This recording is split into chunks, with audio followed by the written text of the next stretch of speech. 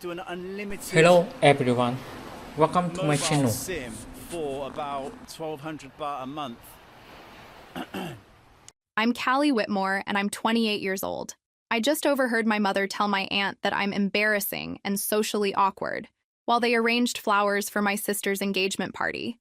They didn't know I was standing right outside the kitchen door, holding the champagne flutes they'd asked me to fetch. Apparently, watching me interact with people is like watching a car accident in slow motion. I set the glasses down quietly and walked back upstairs to my childhood bedroom, the same room I'd occupied for the past 3 months since moving back home. The same room where I'd spent countless nights wondering why I never seemed to fit anywhere, especially in my own family. The thing is, they're not entirely wrong about the awkward part. I've always been the exception in the Whitmore household. Where are you watching from today? Drop your location in the comments below and hit that like and subscribe button if you've ever felt like the odd one out in your own family. You'll definitely want to stick around for what happened next. Now, let me take you back to how I became the family disappointment.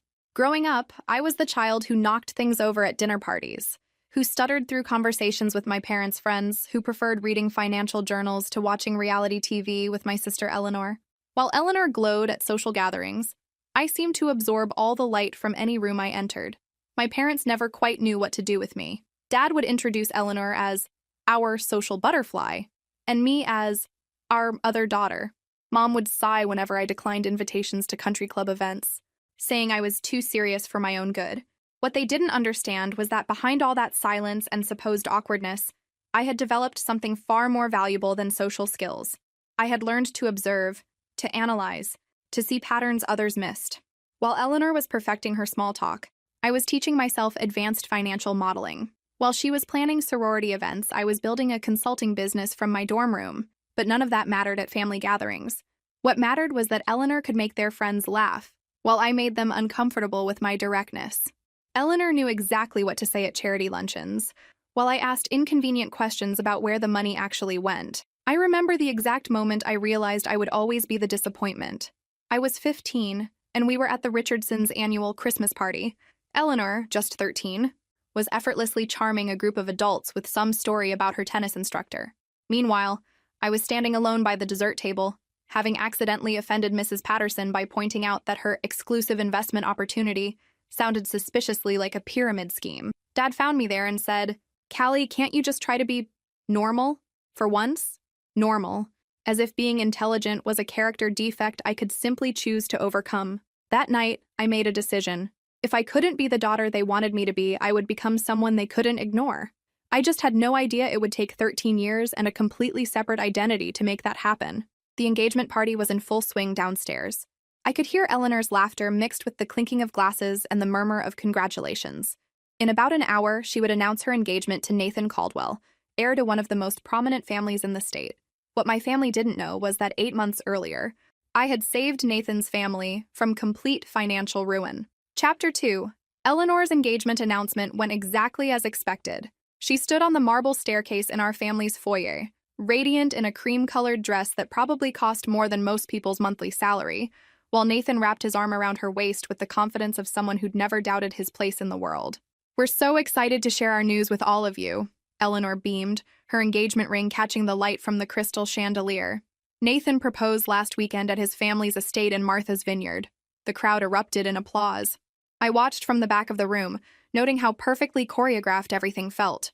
Eleanor had always been good at creating moments that looked like they belonged in a magazine. Nathan's parents, Margaret and Charles Caldwell, stood near the front, beaming with the kind of pride that comes from securing an advantageous alliance. Margaret wore pearls that had probably been passed down through generations, while Charles had the bearing of a man accustomed to having his opinions matter.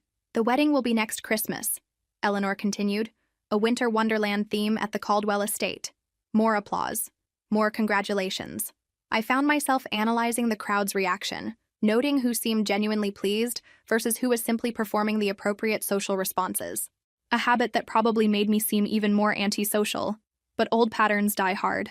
"Callie," Mom appeared beside me, her smile bright but her voice low. "Come say hello to the Caldwells properly. They're going to be family now." I followed her through the crowd, observing Margaret and Charles more closely as we approached. Margaret had the kind of understated elegance that spoke of generational wealth, while Charles carried himself with the authority of someone used to being the most important person in any room. What struck me most, however, was something others might have missed. Despite their polished appearance, both of them had the slightly tense posture of people carrying stress. Charles's handshake was firm, but his palm was damp. Margaret's smile was perfect, but didn't quite reach her eyes. "Mr. and Mrs. Caldwell," Mom said warmly. "I'd like you to meet our youngest daughter, Callie." "Lovely to meet you," Margaret said, extending a manicured hand. "Eleanor speaks of you often." I seriously doubted that, but managed a polite smile. "Congratulations on the engagement, you must be very pleased."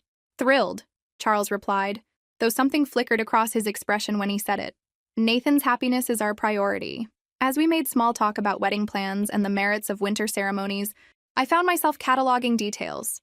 The way Charles's eyes darted toward the bar more frequently than social drinking would suggest. How Margaret's hand trembled almost imperceptibly when she mentioned the estate where the reception would be held. These were the subtle tells of people under financial pressure. I should know. I'd spent the last decade learning to read them. "Well, we should let you get back to your guests," I said after a few minutes of pleasantries. As we moved away, I heard Margaret say to my mother, "Eleanor is absolutely radiant. Nathan is so lucky." "We feel the same way about Nathan," Mom replied. "The Caldwell name carries such weight in our circles." The Caldwell name.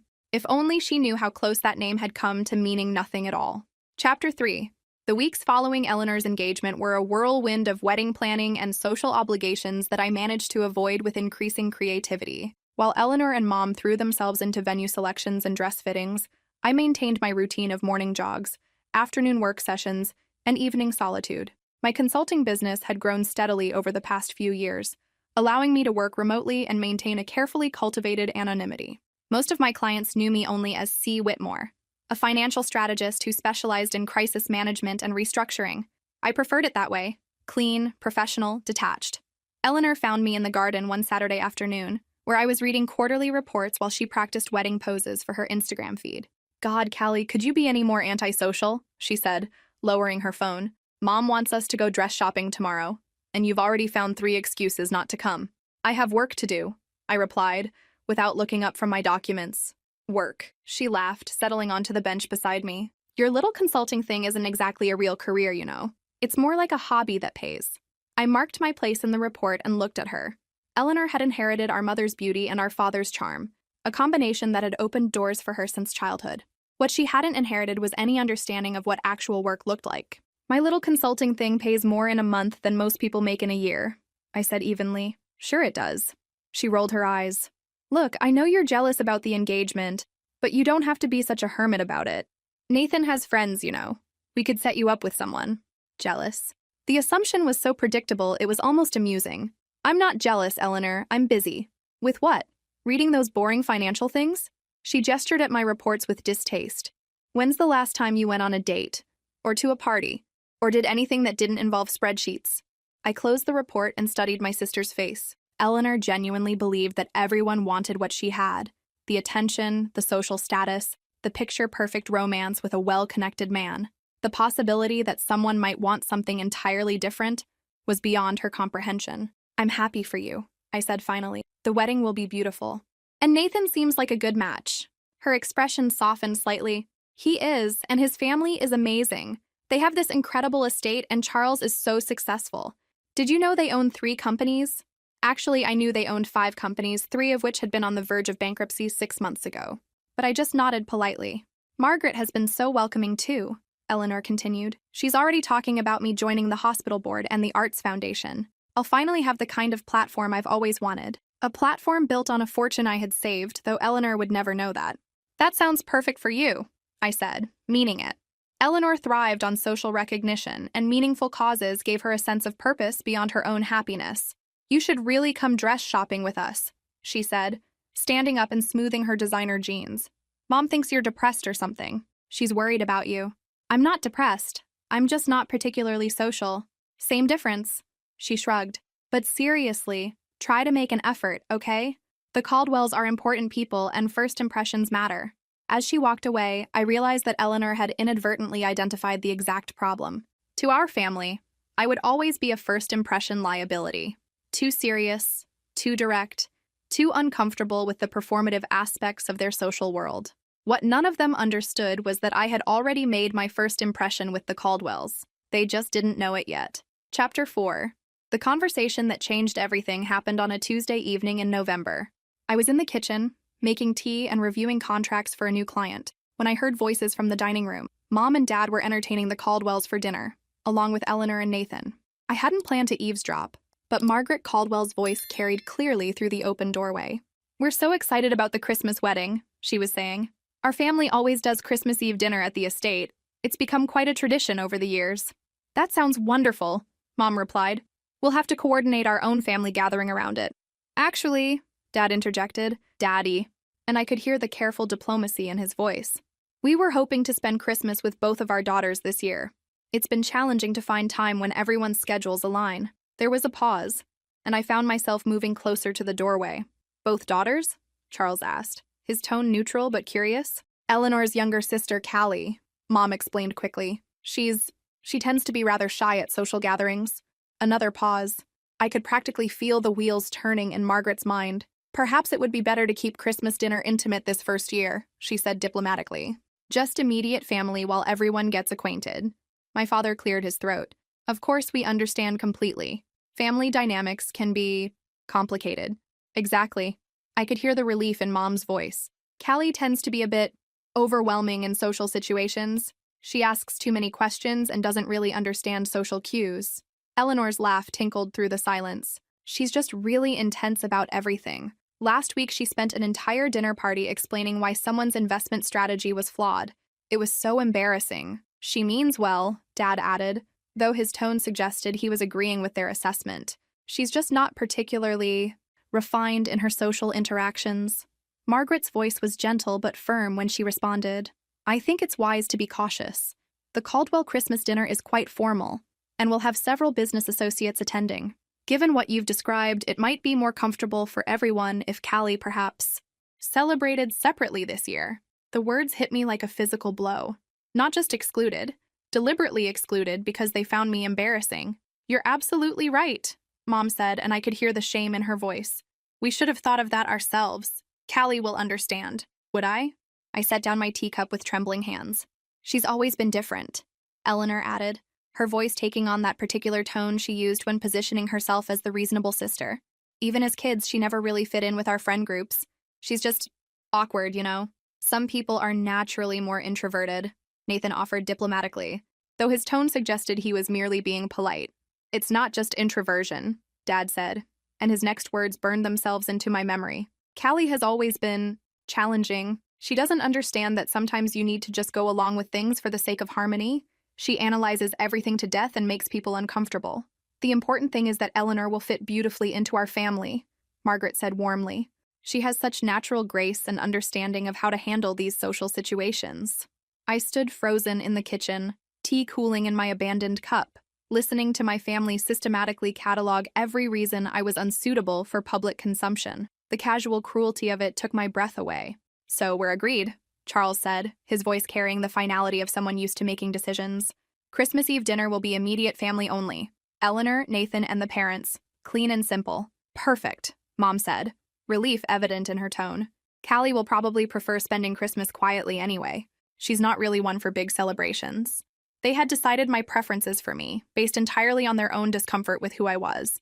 As their conversation moved on to wedding venues and catering options, I quietly walked upstairs to my room and closed the door. For the first time in years, I cried, not from sadness, but from the sheer humiliation of being so thoroughly dismissed by the people who were supposed to love me unconditionally. What they didn't know was that in 6 months, their perfect Christmas dinner was going to take a very interesting turn. Chapter 5. Christmas Eve arrived with the kind of picture-perfect snowfall that Eleanor had dreamed about for her winter wedding. I watched from my bedroom window as she and our parents drove away in Dad's Mercedes, heading to the Caldwell estate for their intimate family dinner. I had spent the morning pretending their departure didn't affect me, making breakfast for one and settling in with a book I'd been meaning to read for months. The house felt cavernously empty without their chatter and last-minute preparation fuss. By evening, I was curled up on the living room sofa in my pajamas with a cup of hot chocolate, watching old movies and trying to convince myself this was exactly how I wanted to spend Christmas. Peaceful, quiet. No obligation to perform or pretend to be someone I wasn't. My phone buzzed occasionally with photos from Eleanor, the elaborately decorated dining room, her outfit posing with Nathan beside an enormous Christmas tree, artistic shots of crystal glasses and gold-rimmed plates. She looked radiant, perfectly at home in the Caldwell world of understated luxury. I was genuinely happy for her. Eleanor belonged in that world in ways I never would, and watching her claim her place in it felt right, even if it meant accepting my own exclusion. Around 9 o'clock, I decided to treat myself to something I'd been saving for a special occasion. I went to my home office and opened the locked filing cabinet where I kept my most important documents. Buried beneath insurance papers and investment statements was a folder marked C&B Enterprises, the shell company I used for my most sensitive consulting work. Inside was a contract dated 8 months earlier, signed by Charles Caldwell on behalf of Caldwell Holdings. The consulting fee alone would have paid off my student loans twice over, but more importantly, it represented the moment I had saved one of the most prominent families in the state from complete financial ruin. I poured myself a glass of wine and settled back on the sofa with the contract, allowing myself to remember exactly how it had all unfolded. The initial contact had come through my usual channels. A referral from another client who knew someone who knew someone. Charles Caldwell needed a financial consultant who could work quickly and discreetly on what he described as a temporary liquidity challenge. When I reviewed their situation, I discovered it was far more than a temporary challenge. Caldwell Holdings was hemorrhaging money due to a series of disastrous investments and market shifts. They were facing bankruptcy within 60 days, which would have not only destroyed the family fortune but also decimated the local economy where they employed hundreds of people. The solution required more than just financial restructuring. It needed capital injection, strategic partnerships, and a complete overhaul of their investment portfolio. After 2 sleepless weeks of analysis, I presented Charles with a comprehensive recovery plan that could save the company, but only if they could secure a significant investor willing to take a substantial risk. That's when I made a decision that surprised even me. I offered to provide the necessary capital injection myself, becoming a silent partner in exchange for a substantial equity stake in the restructured company. Charles had been stunned when I made the proposal. My consulting fee alone suggested I was successful, but offering to invest millions in his failing company implied a level of wealth he hadn't expected from a consultant who operated out of anonymity. The truth was, I had been fortunate in ways my family never knew. My grandmother's unexpected inheritance when I turned 25, combined with several well-timed investments in early-stage technology companies during college, had given me financial freedom that even I sometimes found hard to believe. While my family assumed I was barely making ends meet with my little consulting business, I had quietly built a portfolio that afforded me independence most people could only dream of. "This is extremely generous," he had said during our final meeting. "Are you certain you want to take on this level of risk?" "I've done my homework," I replied simply. "With the right changes, Caldwell Holdings will not only recover but thrive. Consider this an investment in proven potential." The partnership agreement was structured to keep my personal life completely separate from company operations. I would remain a silent partner, with Charles maintaining full operational control, while implementing the strategic changes we had developed together. He knew my professional identity as C. Whitmore, but had no reason to connect that to the Whitmore family he would soon be joining through marriage. 9 months later, Caldwell Holdings was not only solvent but posting record profits. Charles had been able to maintain the family's social standing, continue their philanthropic activities, and provide Nathan with the kind of inheritance that made him an attractive marriage prospect. All thanks to a consultant named C.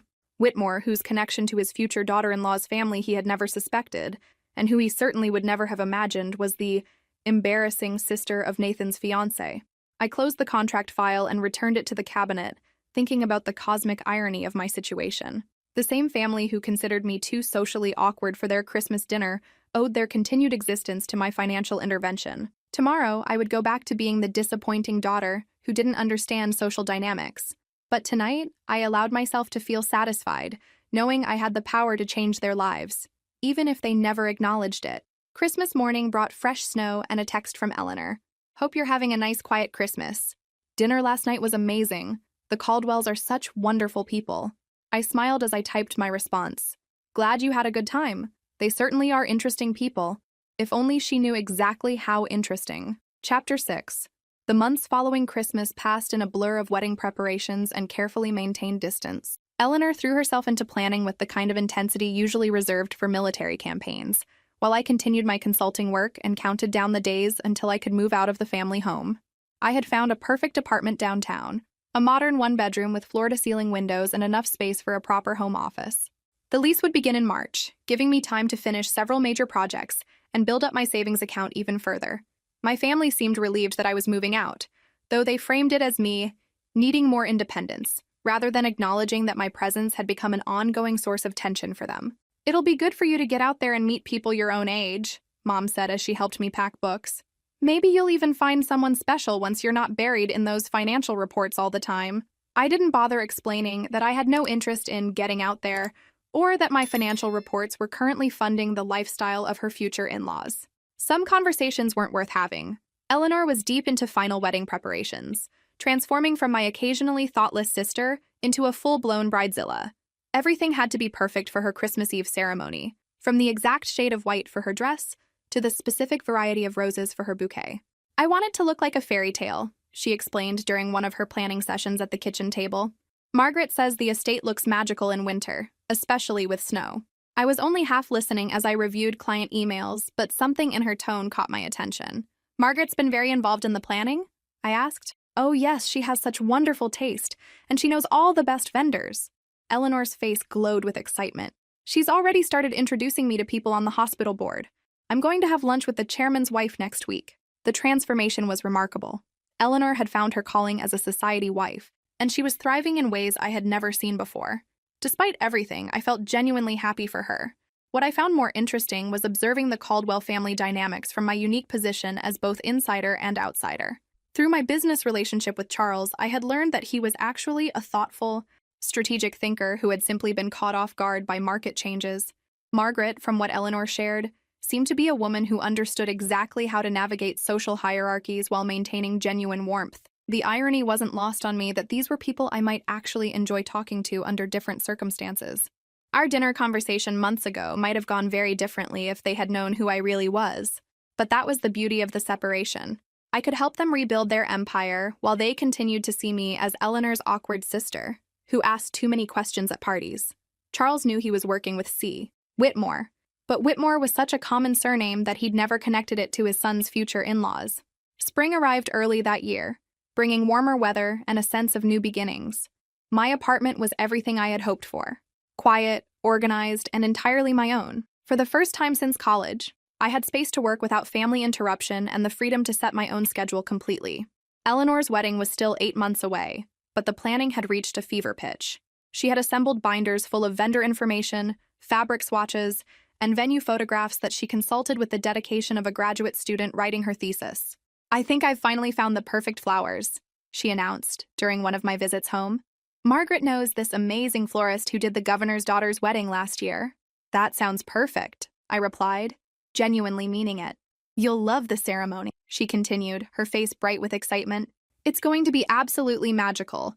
The whole estate will be decorated, and Charles is having special lighting installed in the gardens."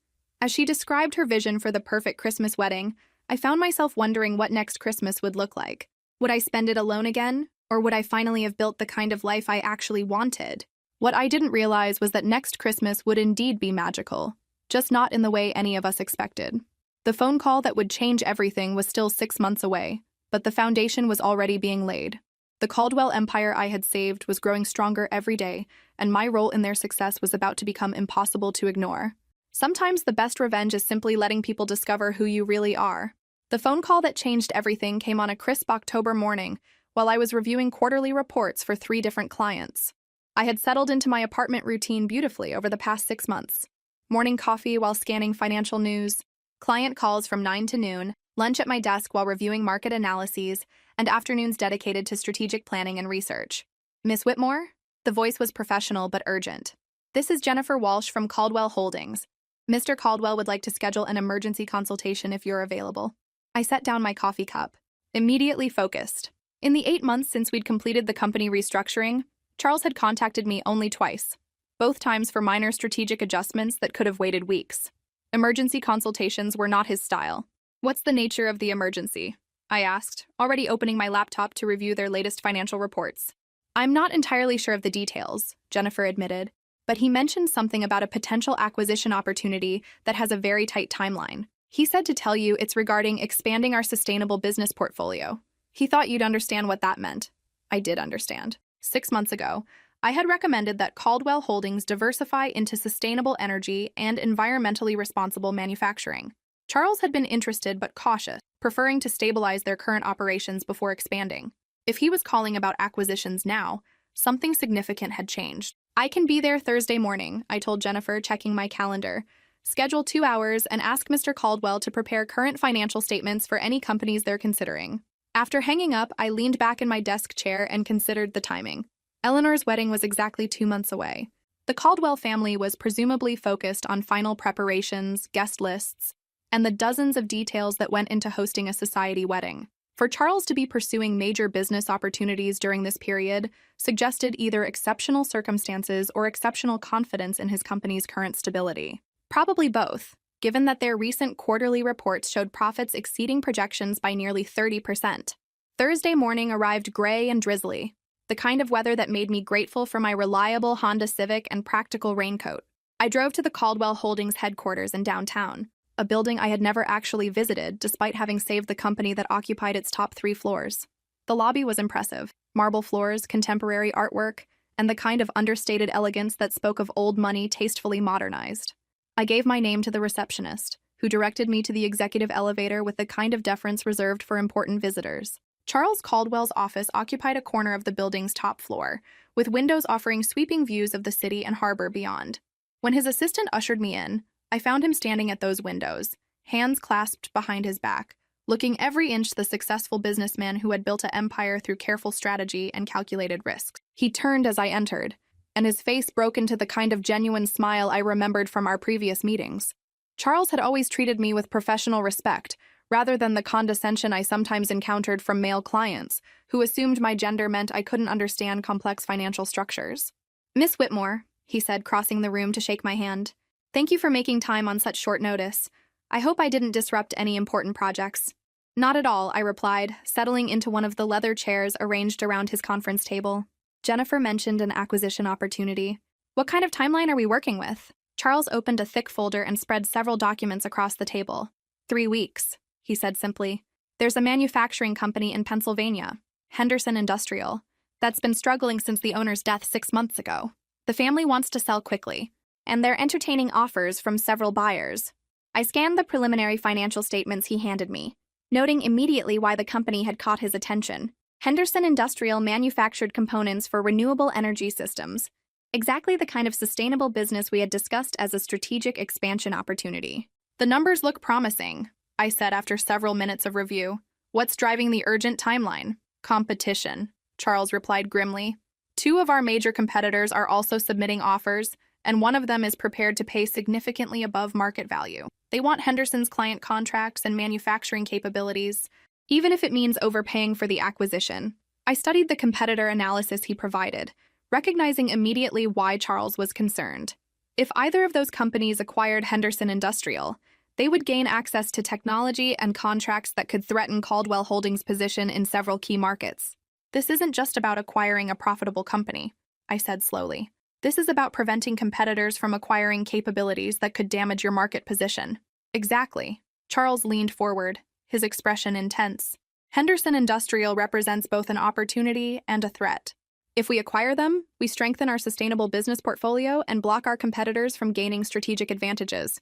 If we don't, we potentially face increased competition in markets we currently dominate." I spent the next hour reviewing financial projections, market analyses, and strategic assessments. The acquisition made sense from multiple angles, but the pricing would be challenging. To outbid their competitors while maintaining profitability, Caldwell Holdings would need to structure the offer creatively. "I can have a preliminary acquisition strategy ready by Monday," I told him as we concluded the meeting. "But I'll need access to more detailed financial information about Henderson Industrial, including their contracts and production capabilities." "Whatever you need," Charles assured me. "Jennifer will coordinate with their attorney to get you complete documentation." As I gathered my materials and prepared to leave, Charles walked me to his office door. "Miss Whitmore, I want you to know how much I appreciate your continued partnership. The strategic changes you recommended 8 months ago have exceeded our most optimistic projections." "I'm glad to hear the implementation went smoothly," I replied diplomatically. "More than smoothly. We've had our most profitable year in company history." He paused, seeming to choose his words carefully. "I hope you'll consider expanding our consulting relationship beyond individual projects. You've demonstrated an understanding of our business that I'd like to formalize with a longer-term agreement." The offer was tempting from both financial and professional perspectives. Caldwell Holdings was exactly the kind of stable, growth-oriented company I enjoyed working with, and Charles was the rare client who actually implemented recommendations without endless second-guessing. "Let's see how the Henderson acquisition proceeds," I said finally. "If we can structure this deal successfully, I'd be interested in discussing a more comprehensive partnership." Driving home through the afternoon drizzle, I found myself thinking about the strange irony of my situation. In 3 hours, I had discussed a multi-million-dollar acquisition with one of the state's most prominent businessmen, who treated me as a valued strategic partner and sought my advice on major corporate decisions. Tonight, I would probably receive a text from Eleanor asking if I planned to attend her bridesmaid's luncheon, followed by a gentle suggestion that I try to be more social and less intense when meeting her future in-laws. What do you think will happen next when these two worlds finally collide? Chapter 8. The Henderson Industrial acquisition consumed the next 3 weeks of my life in the most exhilarating way possible. I threw myself into due diligence with the kind of intensity that had made me successful, working 16-hour days and surviving on coffee and takeout while building the most comprehensive acquisition strategy of my career. The challenge wasn't just structuring a competitive offer. It was creating a proposal that would appeal to the Henderson family's emotional priorities while outmaneuvering two well-funded competitors who were willing to overpay for strategic advantage. After extensive research into the family dynamics, I discovered that Henderson Industrial had been founded by Robert Henderson's grandfather in 1952. 3 generations of the family had worked in the business, and Robert's sudden death from a heart attack had left his widow and 2 adult children struggling to maintain operations they didn't fully understand. The key insight came during my second phone conversation with Rebecca Henderson, Robert's daughter, who had reluctantly taken over administrative responsibilities.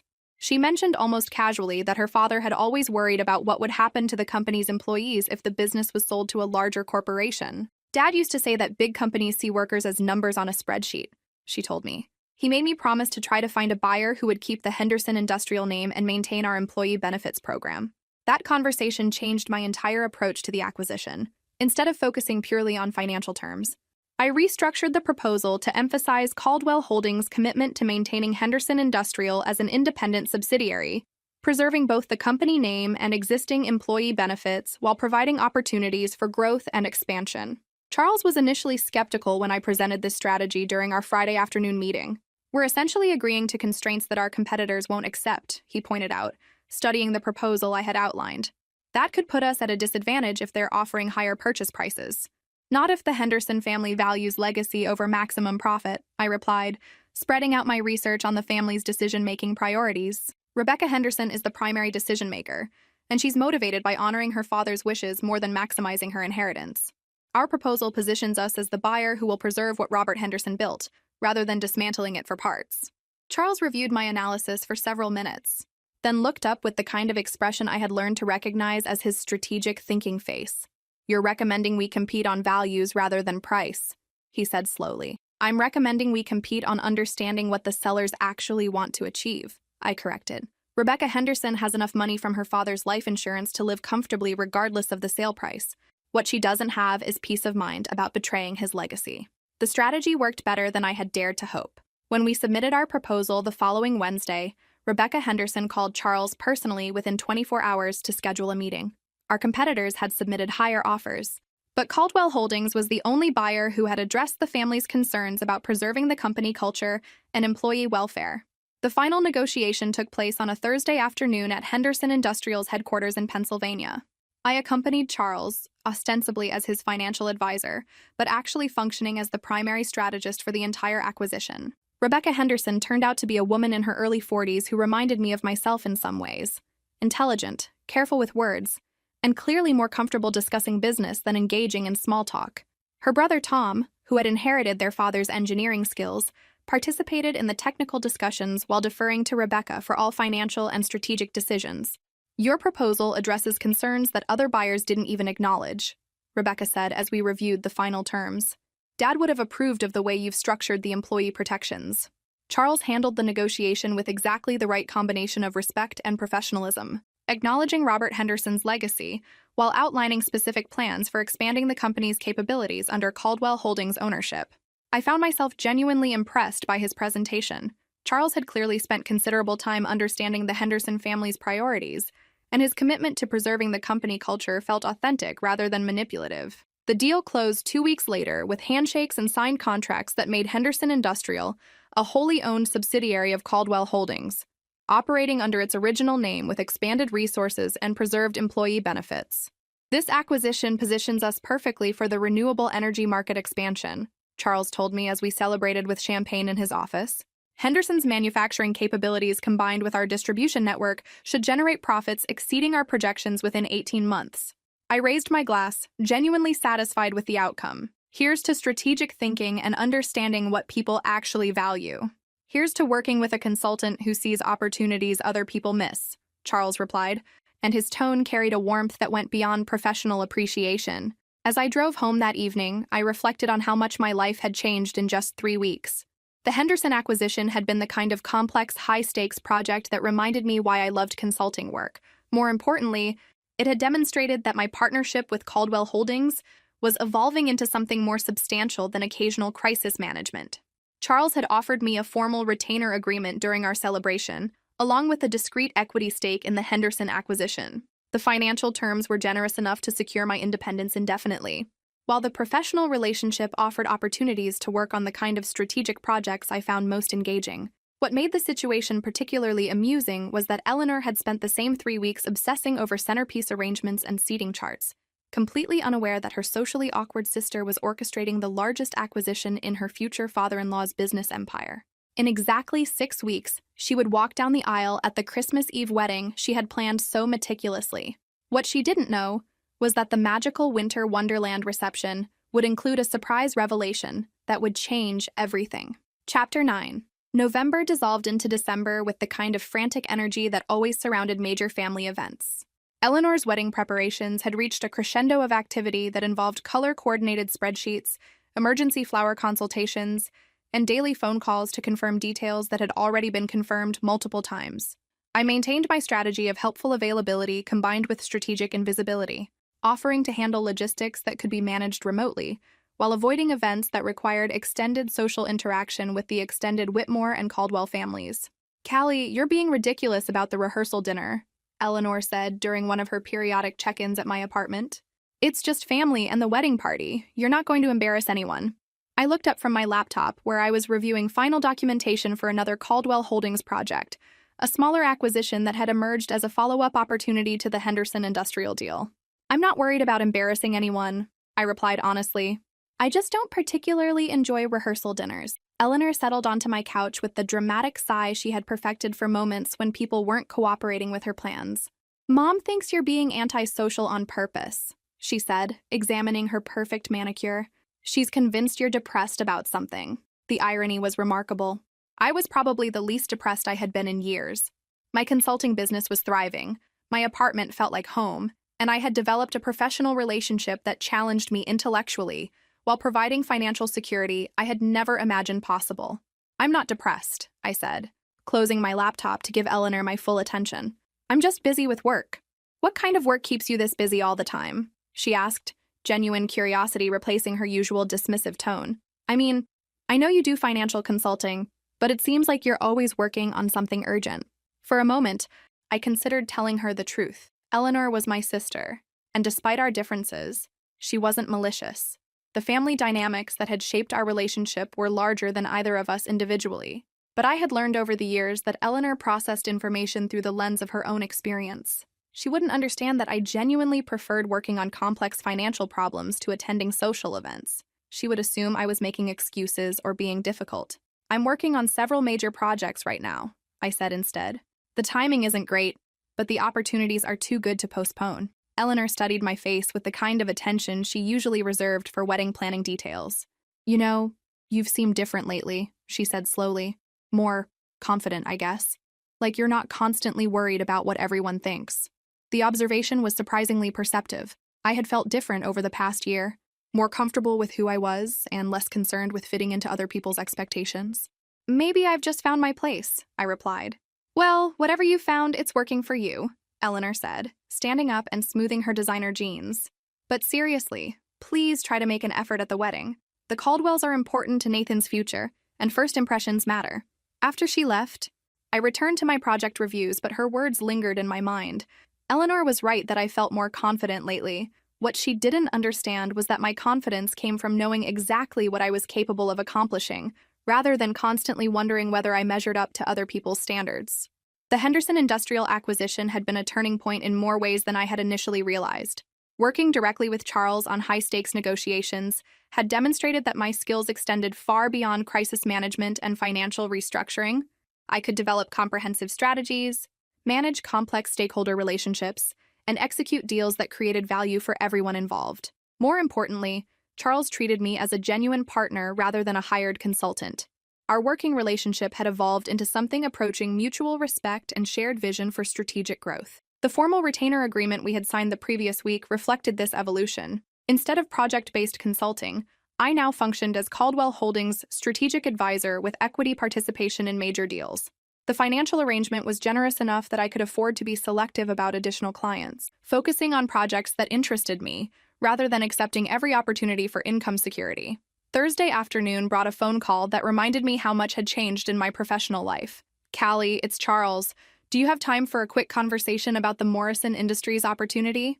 Morrison Industries was a renewable energy company based in North Carolina that had approached Caldwell Holdings about a potential merger.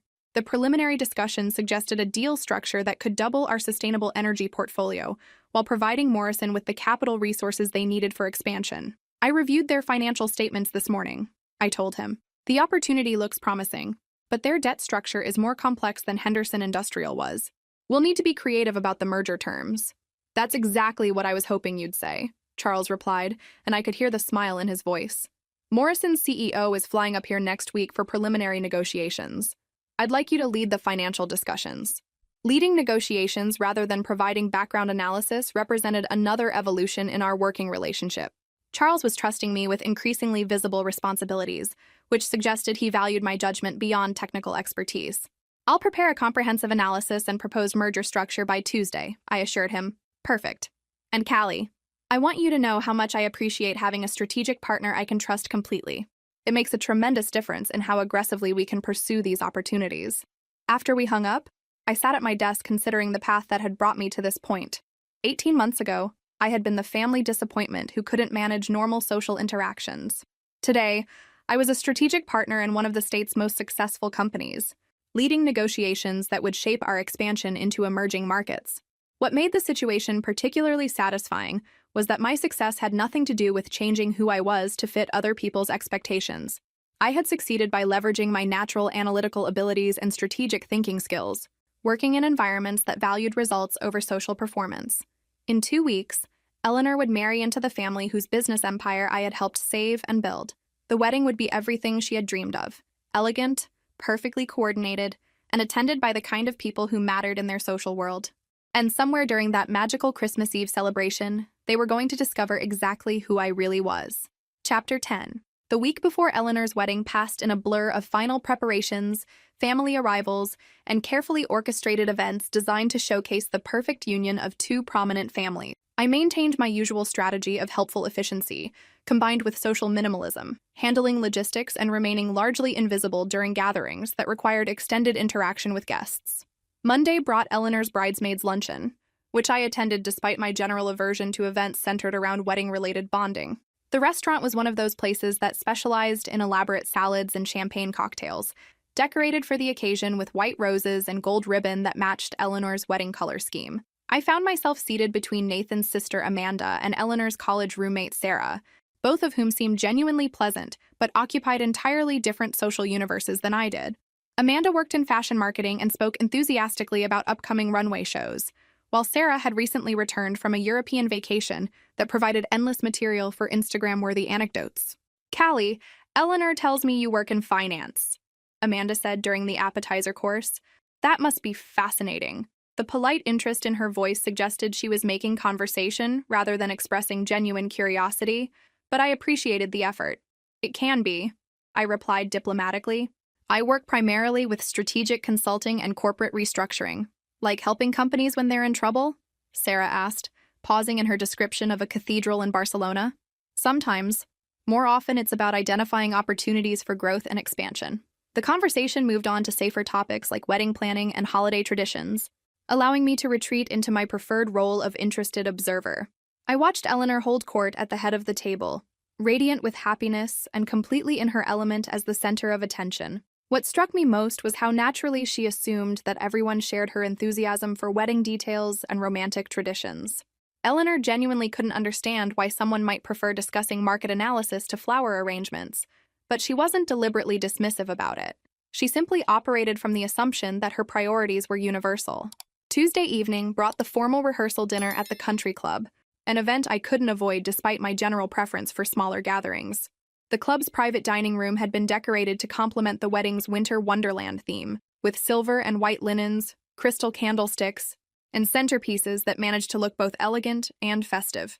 I arrived precisely on time, wearing a navy dress that Mom had deemed appropriate but not attention-grabbing, and found my assigned seat at a table with various extended family members and family friends.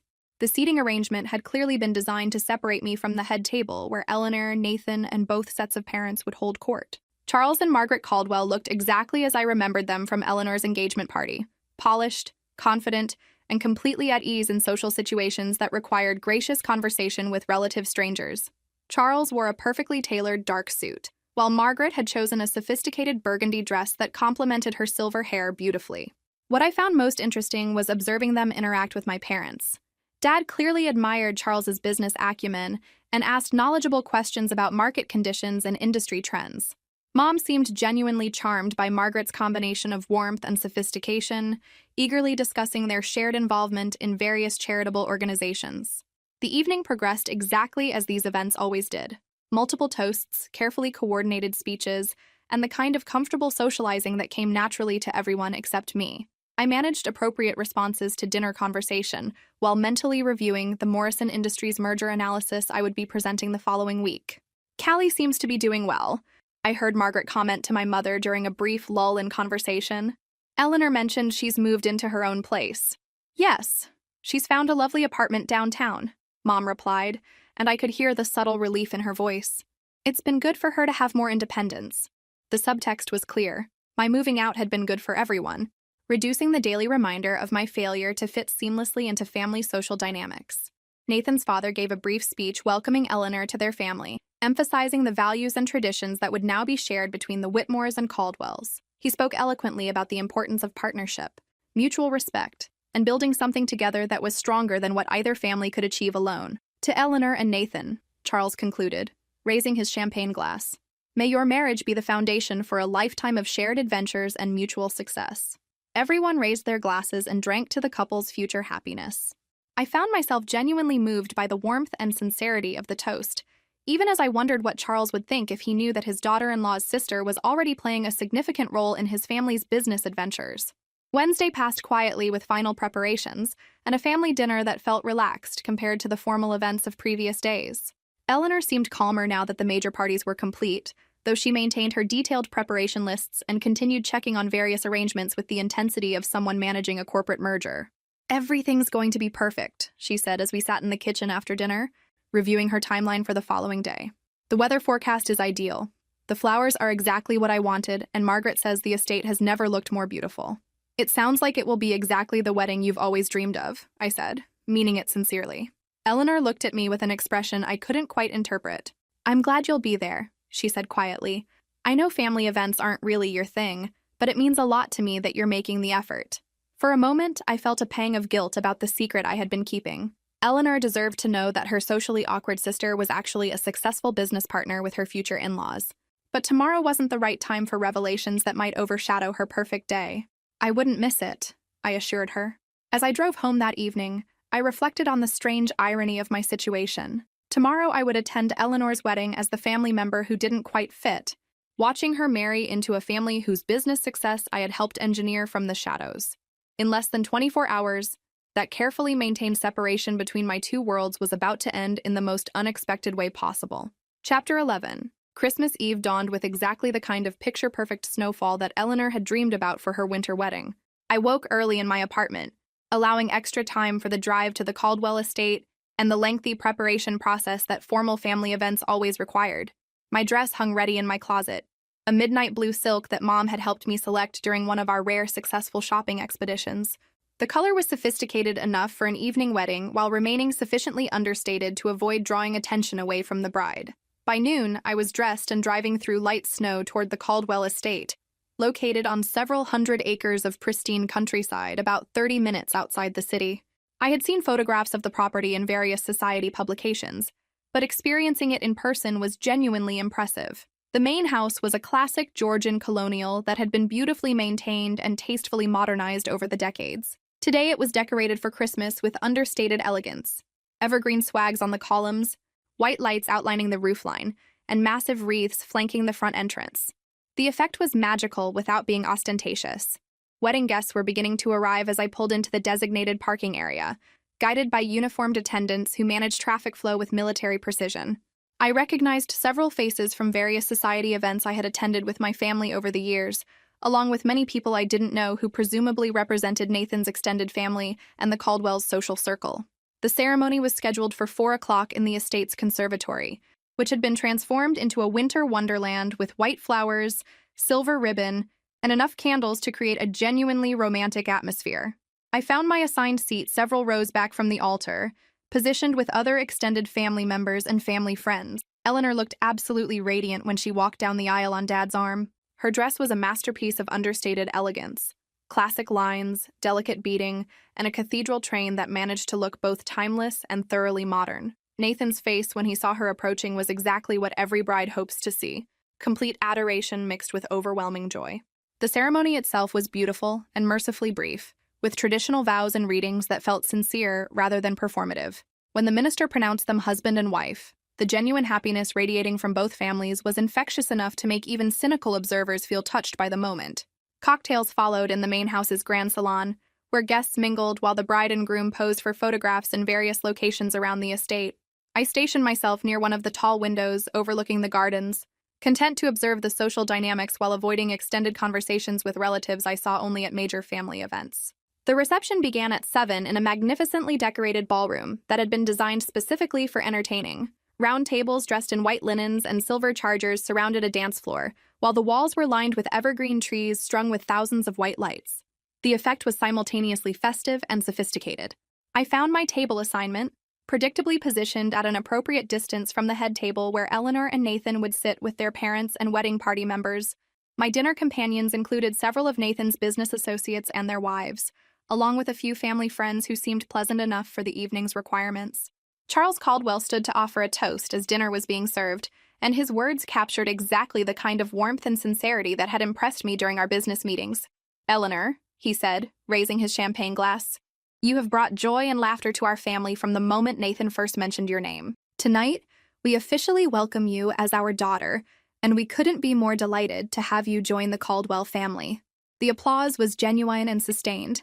Eleanor looked absolutely luminous as she accepted Margaret's embrace and Charles's kiss on her cheek. "And to Nathan," Charles continued, "your mother and I are proud of the man you've become and excited to see the future you and Eleanor will build together.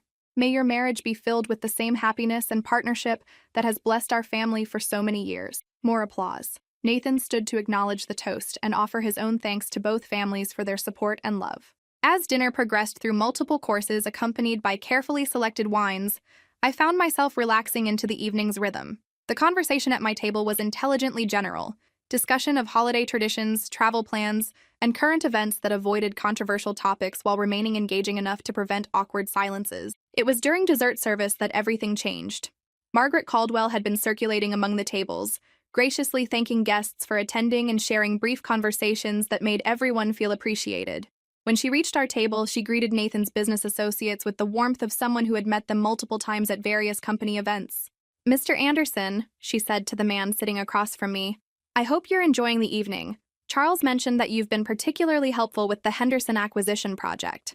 "It's been a pleasure to work on such a successful deal," Anderson replied. "Your strategic advisor certainly knows how to structure complex acquisitions." Margaret's smile broadened with obvious pride. "We've been extremely fortunate to find such exceptional consulting expertise. Miss Whitmore has been invaluable in developing our expansion strategy." The words hung in the air for what felt like several minutes, but was probably only a few seconds. Margaret's eyes shifted from Anderson to me, and I watched her face change as recognition dawned. "Miss Whitmore," she repeated slowly, her voice barely audible over the ambient conversation and soft jazz music. I met her gaze steadily, offering a slight smile that acknowledged what had just happened without dramatics or explanations. "Good evening, Mrs. Caldwell," I said quietly. "Congratulations on such a beautiful wedding." Margaret stared at me for another moment, her composed social mask slipping just enough to reveal genuine confusion and dawning understanding. "Excuse me," she said faintly, turning away from our table and walking quickly toward where Charles was standing near the head table. I watched her approach her husband, speaking quietly but urgently in his ear. Charles's face went through several expressions as he processed whatever she was telling him: confusion, surprise, and then something that looked like comprehension mixed with disbelief. Both of them turned to look in my direction. Charles's eyes met mine across the crowded ballroom, and in that moment, the carefully maintained separation between my two worlds disappeared forever. The revelation I had been anticipating for months was finally happening, but not at all in the way I had imagined it would unfold. Chapter 12. The next few minutes passed in a strange suspension of time. Charles and Margaret stood together near the head table, speaking in hushed but animated tones while occasionally glancing in my direction. Other guests continued eating dessert and chatting about holiday plans, completely unaware that a revelation was unfolding that would change everything. I remained calm, finishing my champagne and responding appropriately to dinner table conversation, while internally preparing for whatever confrontation was about to occur. The anticipation I had carried for months was finally resolving, and I felt surprisingly peaceful about it. Charles excused himself from the conversation he'd been having with Dad and walked purposefully across the ballroom toward my table. Margaret followed a few steps behind, her composed social expression firmly back in place, but her eyes still reflecting the shock of discovery. "Miss Whitmore," Charles said as he approached, his voice carefully controlled. "I wonder if we might have a brief word in private." "Of course," I replied, standing and smoothing my dress. "I'll just be a moment," I told my dinner companions, who nodded politely without any indication that they sensed the undercurrents of what was happening. Charles and Margaret led me through the ballroom's side entrance into a smaller sitting room that had been decorated for Christmas, but remained empty during the reception. Margaret closed the door behind us, and for a moment all three of us simply stood in silence. "You're Eleanor's sister," Margaret said finally, her voice carrying a note of bewilderment. "I am," I confirmed simply. Charles ran his hand through his hair, a gesture that suggested he was struggling to reconcile contradictory information. "The consultant who saved our company," he said slowly, "who structured the Henderson acquisition, who developed our entire expansion strategy, is Eleanor's sister. The sister who's too socially awkward for family Christmas dinner," I finished for him. "Yes." Margaret sank into one of the room's antique chairs, staring at me as if I were a puzzle she couldn't solve. "But you're brilliant," she said, seeming to speak without conscious thought. "The financial analysis you provided, the strategic recommendations, the way you handled the Henderson negotiations, that required extraordinary expertise and sophistication." "It did," I agreed matter-of-factly. Charles began pacing between the windows and the fireplace, clearly trying to process information that contradicted everything he thought he knew about our respective identities. "Why didn't you tell us?" he asked. "When your parents described you when they said you were embarrassing, socially inept, likely to make your other guests uncomfortable," I supplied. "Because they weren't entirely wrong. I am awkward at dinner parties and charity events. I do ask questions that make people uncomfortable. I'm not particularly good at small talk or social performance." Margaret looked up from her chair with an expression of dawning realization. "But that's not the same as being incompetent," she said quietly. "No, it's not. But for most of my life, my family has treated social awkwardness and professional competence as mutually exclusive." I moved to stand near the fireplace, where family photographs dating back several generations created a visual timeline of Caldwell family history. "Your parents have no idea," Charles said, and it wasn't a question. "None whatsoever. They know I do financial consulting, but they assume it's small-scale work that pays adequately, but isn't particularly significant. They've never asked for details about my clients or projects." Margaret stood up suddenly, beginning to pace in a pattern that mirrored her husband's movement. "This is extraordinary," she said, speaking more to herself than to us. "All those months we've been working with this brilliant strategic consultant, praising her insights and depending on her expertise, and she's been sitting right here in our extended family. The irony hasn't been lost on me," I admitted with a slight smile. Charles stopped pacing and turned to face me directly. "You could have told us months ago. You could have revealed the connection and transformed how your family sees you. Why maintain the separation?" The question I had been expecting, and one I had answered for myself many times over the past year. Because I wanted to know if I could succeed entirely on my own merits, I said simply. I wanted to build something that had nothing to do with family connections or social performance or fitting into anyone else's expectations of who I should be. Margaret and Charles exchanged a look that suggested they were beginning to understand the full scope of what I had accomplished. You saved our company, Charles said quietly. Not as Eleanor's sister or as someone with family connections, but as a strategic partner who saw opportunities and solutions that others missed. I did, I confirmed. Margaret walked to the window overlooking the estate's gardens, where snow continued to fall gently on the perfectly maintained grounds. Your parents, she said without turning around, have no idea what they've overlooked, do they? No, I said simply. They don't. Charles cleared his throat, and when I looked at him, his expression had shifted from confusion to something approaching respect, mixed with amazement.